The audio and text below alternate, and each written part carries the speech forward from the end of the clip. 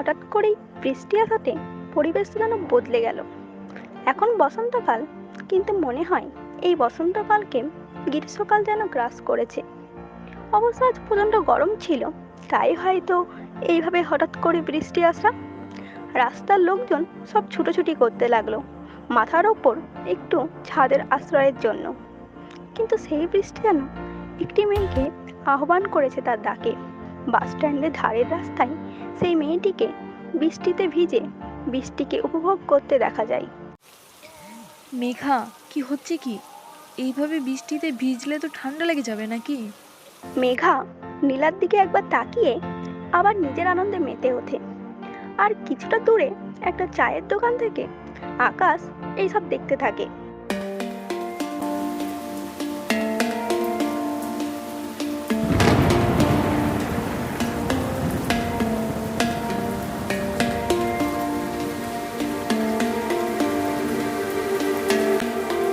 মেঘা, অনেক হয়েছে, এবার চল, বাসও এসে গেছে। এখানে সবার পরিচয়টা দিয়ে দিই। মেঘা হচ্ছে ইন্টার ফার্স্ট ইয়ার স্টুডেন্ট, আর নীলা তার ক্লাসমেট এবং বেস্ট ফ্রেন্ডও। আর এইদিকে আকাশও তাদের ক্লাসমেট, কিন্তু এখনো তাদের পরিচয় হয়নি। সবে ফার্স্ট ইয়ারে অ্যাডমিশন নিয়েছে কি না। নীলা, কাল কলেজ যাবি তো? হ্যাঁ, কেন যাব না? প্রথম থেকেই যদি কলেজ না যায় তাহলে তো আর পরে যেতেই ইচ্ছে করবে না। ঠিক বলেছিস। আর তাছাড়া কলেজের কাউকেই তো সেইভাবে চিনি না, শুধু তোকে ছাড়া। চল, চলে এসছি। হ্যাঁ হ্যাঁ। পরের দিন কলেজে ক্লাসরুমে মেঘা আর নীলা একটা বেঞ্চে গিয়ে বসে। আকাশ তাদের পাশের বেঞ্চেই বসে আছে। মেঘা সর্দিতে ছিঁকতে শুরু করে।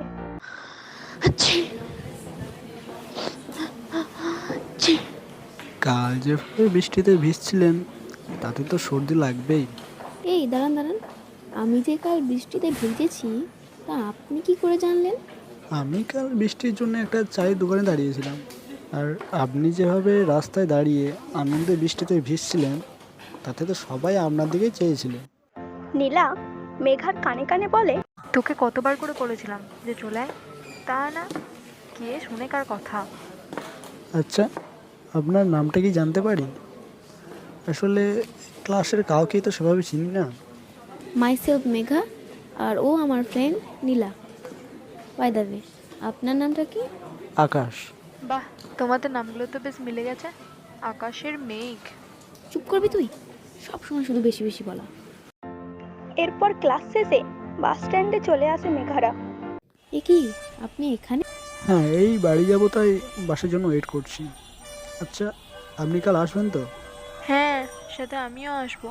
আমাকেও তো জিজ্ঞাসা করতে পারো নাকি?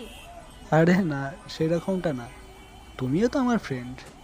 আচ্ছা, আমাদের তো বাস এসে গেছে, তুমিও কি এই বাসেই যাও? না না, আমি এর পরের বাসটায় যাব। ওকে, বাই তাহলে। ওকে, বাই।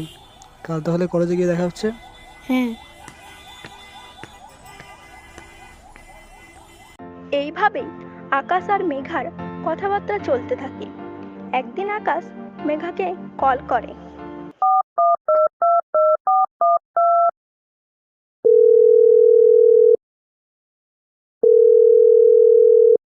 হ্যালো।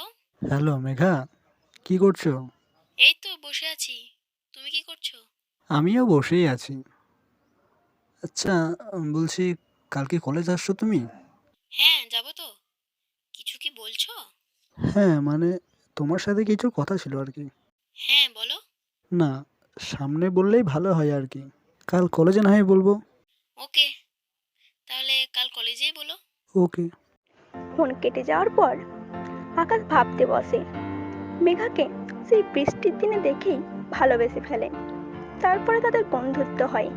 কিন্তু এতদিনেও আকাশ মেঘাকে তার ভালোবাসার কথা জানাতে পারেনি। এই ভয়েই যে মেঘা যদি না করে দেয় তখন কি হবে? তখন তো বন্ধুত্ব সম্পর্কটাও নষ্ট হবে। দুই সম্পর্কের টানাপোড়েনে আকাশ এতদিন কথাটা বলতে পারেনি, কিন্তু সে এভাবে আর থাকতেও পারছে না। সে ঠিক করেছে যে কাল সে মেঘাকে তার মনের সব কথা জানাবে।